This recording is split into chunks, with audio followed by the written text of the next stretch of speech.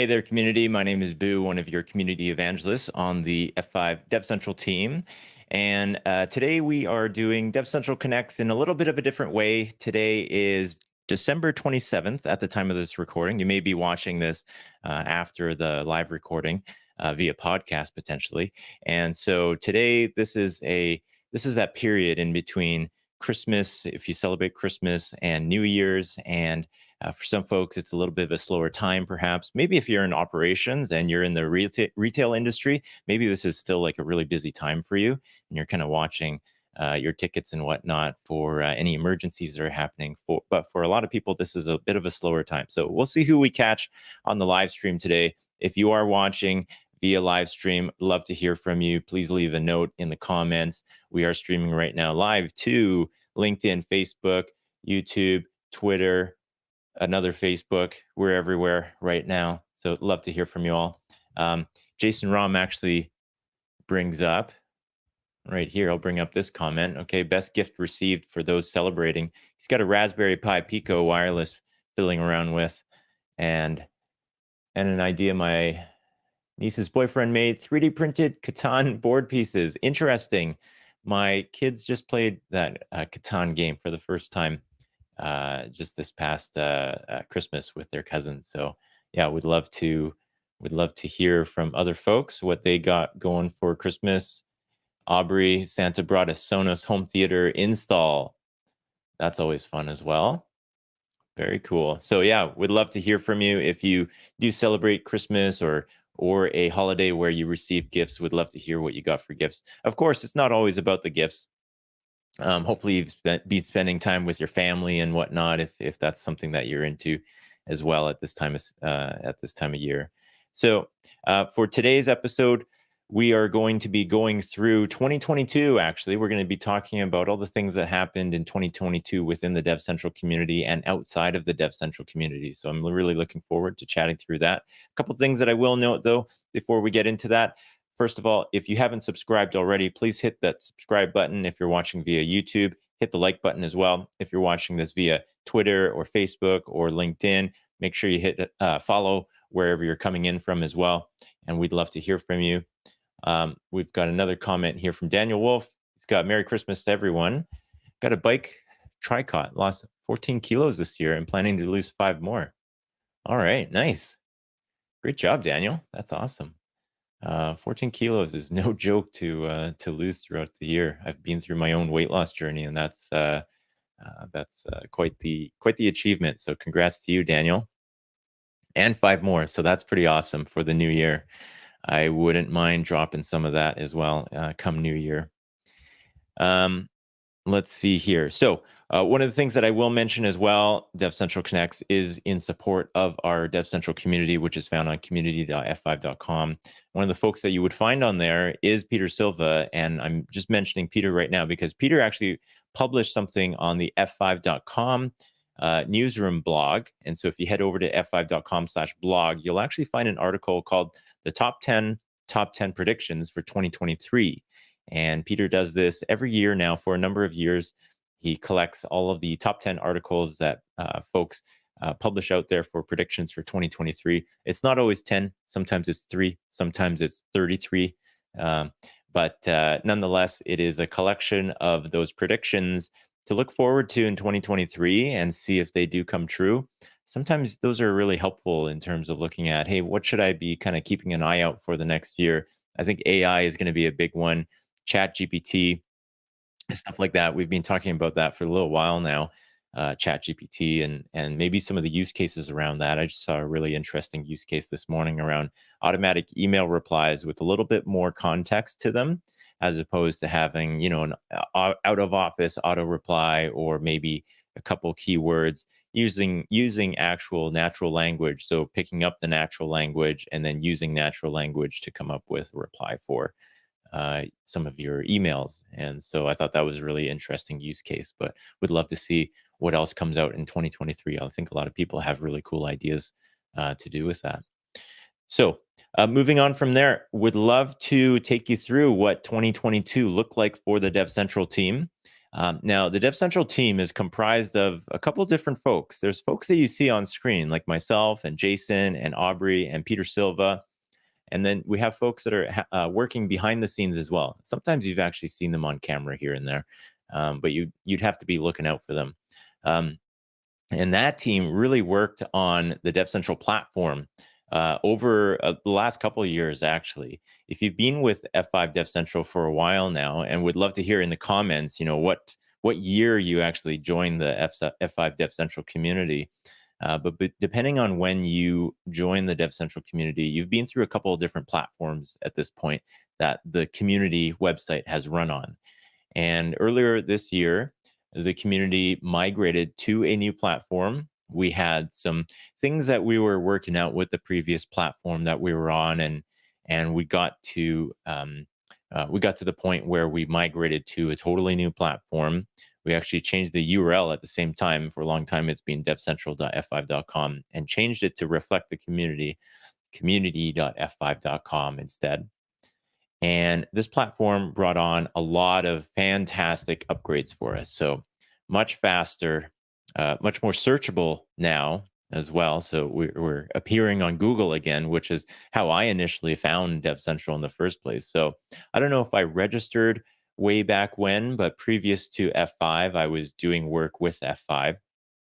And so I came across DevCentral a number of times to help me out in my job in getting F5 stuff implemented out for customers. And so now we're searchable again in terms of Google, and the search within the platform as well is really robust. So really excited about that. People are discovering the articles and all the goodness that is happening on the DevCentral community. Jason Rom actually recently went out and he took it upon himself to fix a whole bunch of kind of gobbled up code that was in some of the older articles and forum posts that were out there. And so that's been a huge improvement. People being able to, once you find some articles that you want to read through, actually having code that you can copy and paste and get out of there so that you can use that. He did an amazing job of actually fixing that up and doing what Jason does best in using code to fix that up. I thought that was amazing, and kudos to him for doing that. The engagement on the website has gone up, and so people using things like the kudos function and people using things like groups as well. And I'm going to touch on that for a little bit. But with the new platform, now we have the ability to organize people into groups, which we didn't really have before. And what this allows us to do is say, if you work in the public sector, there's actually a user group for public sector customers out there of F5. And I used to run a user group as well. Based here in Vancouver, I ran the British Columbia, Canada, British Columbia F5 users group. And so we would have recurring meetings every 6 months in a couple different cities that we would do this in. And so we actually ran that user group discussion outside of the DevCentral community platform. But now we actually have the ability to run groups within the DevCentral community platform. And so we have that with the North America Public Sector's users group. And so if you head over to community.f5.com, you can actually go in there and you can actually see that, hey, there's groups here and there's groups that might be local to your community. Not saying that that's on there currently, but the facility is there now. So one of the groups that's on there is the North America Public Sector's user group. And then we also have a group for the DevCentral Connects folks to actually connect on the platform as well. So if you check out that group, you'll actually find show threads. Every time we run one of these live streams, we'll actually have a show thread that has all of the notes for all the things that happen during the show. And we leave that up in that group so that people can comment on the news articles. We actually, every show we talk about the latest in the news. We're talking about the industry and what's happening in the industry, and hopefully kind of have a reflection of the community outbound to the broader IT community, and also inbound to things that relate to us at F5. And so we create a list of all the news articles that have been popping up over the last week, and we discuss those during the live streams and during the podcast if you're listening to this afterwards. And there's also a show thread so that you can have discussion on that as well with us and with the other community members. And so that's another group that you want to check out on the community platform. But for me, I'm very thankful that I came in kind of at the tail end of this project. And so I know the team previous that had been working on this, not previous team, but the people had been on the team from previous.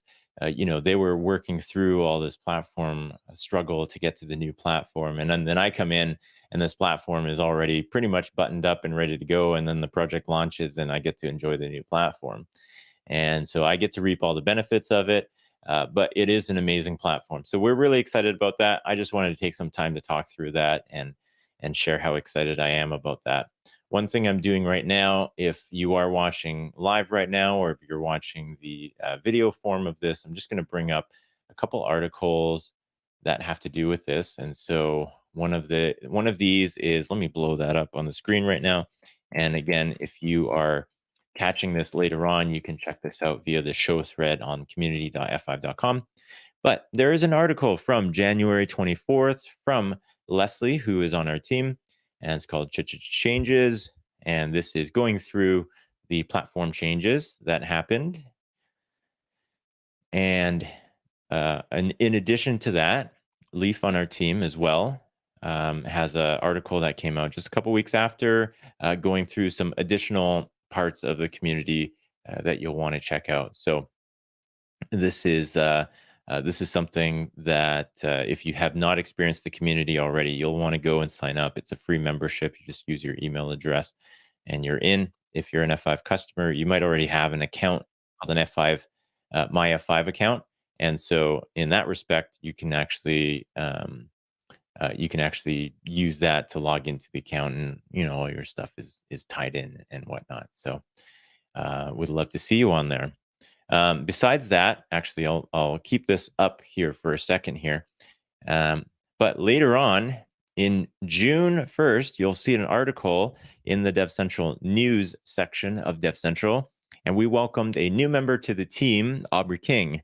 Aubrey is somebody who I have known for a long time in my time at F5. He was also a solutions engineer with F5, and we had wanted to work together, and it was just wonderful that Aubrey was able to join the team. He brings a ton of experience over to the team. Aubrey actually used to cover service provider customers for F5, and so he's got a ton of knowledge in that space. He's got a ton of knowledge around the security side of things as well, having a long history of working with our security products at F5, and previous to that, some security experience. And so one thing I didn't touch on is earlier in the year, we did lose John Wagnon, and he went on to take on another role outside of F5.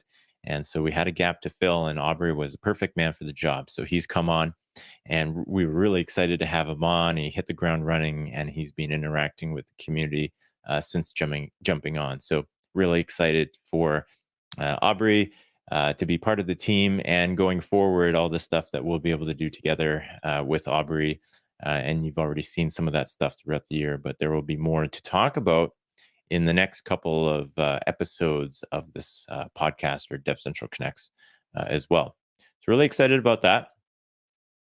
And then from there, kind of going on, this is kind of somewhat in chronological order, but not quite. Later on, I actually went out to a conference, an in-person conference, after being cooped up in my house for 2 years, going out to a conference called GlueCon 2022. And GlueCon 2022 was an amazing time. This is a conference that is held, and right now I've actually got a playlist up of some videos from GlueCon, but I'll take that down now. You'll find that in the show thread. But GlueCon is based just outside of Denver, Colorado, in a town called Broomfield. It's a conference that's been going on for quite a while at this point, and it's a great developer conference. And I had the opportunity to go. This was kind of spearheaded by the Nginx side of F5, and I was able to join them and create content alongside of them, and get to know that team as well after having spoken to them over Zoom and email and Slack and whatnot. And actually getting to interact with that team in person was a fantastic time. Getting to see the community Out in the real world, though, that was a really fun time being able to actually go out, see people in person. Again, after being cooped up for 2 years and getting out and going and doing that um, was a great opportunity for me. Um, it was also interesting. A couple things that I tried out during that conference was creating content that was a little bit more just a different take on things, um, doing behind the scenes type of content. And so I did a bit of that, and you can see some of that on the video playlist there. So I did some behind the scenes and kind of give people a look on what it's like to be a part of these conferences aside from what you kind of see in typical, like, I don't want to call them marketing videos, but videos where it's just kind of looking at, hey, this is what we're selling today inside of the booth. With nginx, you're not it's an open source product anyway, so it's not like they're selling the base product. There's commercialized aspects to nginx that you want to check out as well, but those types of videos I do find, and maybe other folks find, that they get a little bit monotonous over time. And so you want to look at something a little bit different. So I did some behind the scenes content for that and kind of showed what my trip was looking like. And I think for the community, it's kind of like a different take on things. So I found that interesting to produce. And um, I think a lot of other folks, gave me some feedback that it was, a different take on things, and interesting to watch as well. So I was excited to do that. But also having some content, working with the team that was there was interesting to do and fun to do. And then I also tried out, this is not posted publicly on the DevCentral YouTube channel, but if you're part of the DevCentral Connects group, you would actually find this inside of there, because we do post things that are not necessarily totally open to the public. They're meant more for people who are really engaged with the DevCentral Connects program. Is a 360 video that I shot there. Now, fast forward a little bit, folks might be more familiar with some of the other 360 videos that we've put out since then. But the first one was actually at GlueCon, where I tested it out. So I have a 360 camera that I actually use for snowboarding, um, and I'm starting to use that for mountain biking as well. And if you're not familiar with 360 cameras, what it is it's a camera that has two super wide angle lenses on it back to back. So two 180-degree cameras on them. And then what it can do is that it can actually stitch together those two views so that you have a completely spherical view of the world.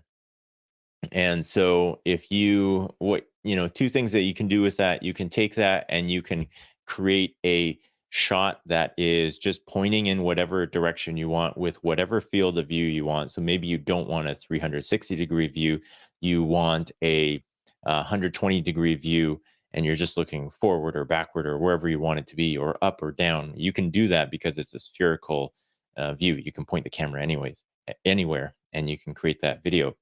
Or you can create a VR video where you put on a headset when you're viewing it.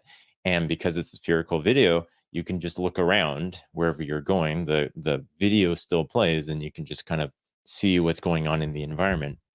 I thought that was really cool to be able to do that in other content that I produce for myself, for my own personal pleasure. And actually getting to do that for work, I thought was interesting. So I took people through the GovWare conference, and we kind of walked through the event a little bit. And that was the first testing of that. So on the DevCentral Connects group, um, that is where that video can be found behind the scenes, behind the scenes. In that case, that video is found on there. Um, so fast forward a little bit. Oh, actually, a couple other mentions from that GlueCon event. I did do a video with the other Leaf at F5. Leif is actually how this Leaf pronounces his name. So Leif um, Rasmussen. And he was at the OptiveCon event, which was held in Denver, downtown Denver. And so I got to see him, got to do some content with him, and my friends over at One Technology, who are also in Denver, Matt Brown and a couple other folks there, Jeff Benton. Matt Brown and Jeff Benton, I met out for breakfast. And if folks come across Matt Brown online, he's really big into breakfast burritos, to the point where he rates them and is well known for that. And so we went out and he had a breakfast burrito. And so I can say that I've actually had a breakfast burrito with Matt Brown, which is, I don't know what kind of accolade that gets you, but I've done it before. So I got to do some content with them. They're a great partner of F5. We actually talked about some of the things that they've done for their customers. They're really services led, and they're really led by just doing the right thing. And so they had some accounts of that that they had retold for me, some stories of that they retold. And so we talked about that a little bit on video. So moving forward from there, we went on to the RSA conference, and again, really great opportunity to see the community out in the community. And so there is a playlist for that. If you head over to the YouTube account and look at under the playlist, and you'll see an RSA playlist here. And so there's 12 videos that are on this playlist, but I swear that there's actually even more videos that have to do with RSA. So I'll have to just update that playlist there. But this was an amazing time as well. So RSA conference was in San Francisco. Myself and Peter went out to that, and I hadn't actually interacted with Peter in person. I've probably seen Peter at internal company events, and so, but never actually interacted with him, on the team, or spent meaningful time with him in person. So that was an amazing time to be able to have fun with Peter. The Peter is the type of person that you see Peter on screen as, and on his morning walks and whatnot. That is really how Peter is in real life. Like, he's a very energetic guy, full of energy, full of love, and it's just really fun to be able to spend time with him. So I got to do that in San Francisco, spend time with Peter, and we got to do videos together and create content around the things that were happening at RSA and being out there in the community. And one of the things that maybe is a career highlight for me is that early in my days at F5, and maybe even before joining F5, I can't quite recall the timeline here, but Peter would go out to conferences and he would do these find the booth videos. And I always enjoyed them because it gave me an insight into what's happening at the conference, because I couldn't go to every conference. In my previous job, I went out to a conference or two per year, but you have to pick and choose which conferences you go to. You don't have unlimited, but just like any other job, you don't have unlimited budget. And so I went to maybe one, maybe two conferences every year. And so for the conferences that I couldn't go to, especially ones that didn't follow my field, like VMware wasn't core to my job, but VMworld is a really big deal as far as an event goes. And so I could see videos of Peter going through the VMworld floor and saying, here's the F5 booth, and here's what we got going on in the F5 booth. And I just always found those really interesting. Anyways, fast forward to now, super career highlight to be able to do one of those find the booth videos with Peter Silva, and be incorporated into that. So that was really fun to be able to do that. And besides that, we did a whole bunch of other event coverage there. And really, the point of these videos is to show the community what F5 is up to. We're here to kind of document what's happening with F5 and with the community, and document the solutions that people are finding popular, and things that things that people are working on, and questions that are being asked within the booth. And so that is what we did. We went out there, we had conversations with folks within F5 and talked about what they were up to, and talk to our partners as well that happened to be at the RSA conference at the same time. It's a fantastic place to go to do all of that kind of content, because everyone's there. So you're saving a bunch of time. It's a lot of work. We found out very quickly. Like, I was up into the late hours of the evenings. Usually when you go to these conferences, you can go do your stuff during the day, and then there's always some sort of gathering that are sponsored by all the different vendors that are out there that you attend in the evenings.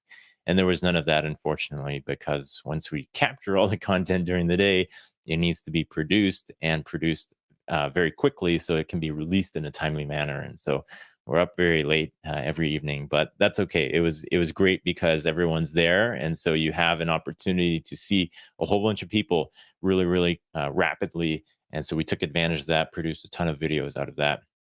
And so check that out on all of the on the playlist on the DevCentral channel. I also did a behind the scenes for that one as well. And so if you search hard for that one, you'll find the behind the scenes. If you can't find it, you leave a note on the show thread and I'll put a link out for that. Um, Also, after that, we went out to the Black Hat Conference. And for the Black Hat Conference, that was in August. And that one, it was actually myself, Peter, and Aubrey were out at the Black Hat Conference. So that was great being able to actually interact again with Aubrey in person, and doing these events. And that one, we produced a ton of content out of that one as well. Also, just kind of documenting all the solutions that are out there, all the things that were happening with the booth, and questions that were being asked at the booth.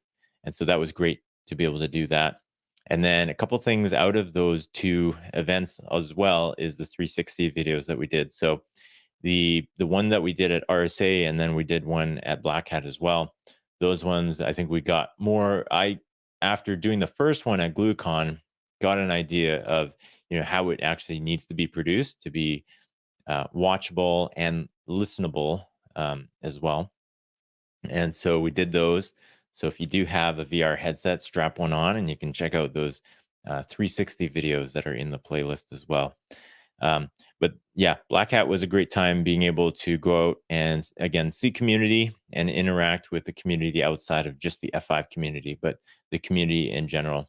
And for RSA and Black Hat, I got to say the InfoSec community is its own thing. There's the broader IT community, but within that, the InfoSec community is such a strong community that helps each other. And I think they're kind of united by a cause, right? But for protecting the organizations and protecting people, which really aligns with F5. If you've seen any of the F5 videos these days, I'm not talking about DevCentral necessarily, but the broader F5, we have this a Force 4 campaign or tagline that we have, and really it's about there's a lot of bad things that are happening out there, but what are we a force for? Like, what kind of positive things are we trying to do out there? And it doesn't even have to be about technology, but what are you passionate about? Being able to bring out that. And so the infosec community is a force for a lot of things, obviously, and it's amazing to see them unite on. Josh actually, MVP Josh mentions infosec on Twitter is its own machine, and it definitely is. It's its own community. So, in a roundabout way, I'm bringing that up because the Black Hat and the RSA conference, you get to see that in person. You get to see that community in person, in action, and it's really cool to be a part of that. So, I appreciated that. A couple other things after that, I went to the GovWare conference, and the GovWare conference is in Singapore. And I'd actually, of all the travel that I've done at F5, I've done a lot of travel at F5. Like I averaged, you know, probably about 50 to 60 flights a year previous to joining the DevCentral team. I was on a plane a lot. But they're shorter flights. I was flying around British Columbia a lot to see clients, and then occasional trips into the U.S. to do company stuff. But this was, of all the things, this was actually my first international trip with F5. And so this was in Singapore, and I was really fortunate to be able to work with the team out in Singapore. So again, there is a playlist for all the GovWare content out there as well. So if you head over to the GovWare playlist on the DevCentral group, let me blow that up if you're watching via video right now. And there is 19. There's a couple of hidden videos as well. And there's a couple of videos I haven't produced. I'm hoping to produce them this week, actually. So you might see like 30 videos on this list in the near future. But this is actually, this was really cool to see, because having gone through 2 North American based conferences for information security, RSA this year, I believe, was about 20,000 attendees. I think Black Hat was about the same in Vegas. And then going over to GovWare, GovWare was about 10,000 people. And this is the biggest cybersecurity conference in Asia. And they all fly into Singapore for that conference. It's actually a week-long event GovWare is the centerpiece of it, but there's actually kind of events that straddle the GovWare conference as well. And so that was made and to see the InfoSec community outside of North America and see how passionate they are, and also see how far they are along in some of their solutions as well. So I actually saw a few things with our distributed cloud product line that were kind of pioneered over in that side of the world. So amazing to see that. Amazing to experience that culture. It's a different culture, but the same culture. Uh, it's an interesting uh, melting pot of different cultures inside of Singapore as well. So you have the Indian culture, you have a Chinese culture, and you have a Western culture, kind of all a lot more mixed in than you might see in other parts of the world potentially. And so it was really cool to experience that. Spend some time with Joel Moses and Aditya Sood from our office of the CTO, who also came over from North America as well, and also did another 360 video, but this time without Peter Silva. I did this with Chin Lim, who is our regional sales specialist out there and longtime F5er. I didn't realize, sometimes you see names from around F5, but you don't interact with them necessarily, so you don't put a face to a name without actually having seen the person. Chin Lim's been around F5 for a long time, and I got to spend some time with him, do a 360 walkthrough with him. So that was really great. Now, that's all great. We did all these conferences. We also did a trip to Seattle. I'm just putting out a notable mention there. So there's some content around that, and me and Aubrey actually doing a bit of a tour around the F5 Tower in Seattle. And the F5 Tower, really great building that we have. If folks had been to the old F5 offices, it was a great office. However, now F5 is actually in a tower in downtown Seattle. Great views of the city. There's great views from the other location as well, but great views from up top, and really cool building and lots of amenities inside of there. So myself and Aubrey actually took folks on a tour to see a couple of the things inside the F5 Tower. There's a lot more to the F5 Tower. I've since been there again and have discovered some more stuff. So hopefully there'll be a part 2 video at some point. And rounding things out, a couple other notable mentions. There were hands-on lab events where you actually get to put hands on keyboard and do a couple things. And the first of that, I believe the first of it was actually a capture the flag event that Jason ran. And that was a great event. You got to he set up some flags for folks. If you haven't done a CTF before, you'll you'll want to check that out. That's actually a great one to get into, um, and a great one to start things off with. And so Jason ran that and was able to have a lot of folks kind of run through and learn more about cybersecurity through doing that event. And then he actually backed that up with an escape room event, which was a super cool event as well. And so this was an event where if maybe you've done a real life escape room before, where you have a physical location you go in and you find some clues along the way, and you take those clues, and those clues allow you to unlock subsequent rooms or subsequent puzzles within that particular room to eventually get out of the room to find whether it's a key or a passcode or something to actually escape a room. So he did a virtual one of those, which was brilliant, had all these clues set up in there. That thing is still live, I believe. So head over to the DevCentral community and you will find the link for that. I'll throw a link into the show thread actually, and you can still do that escape room.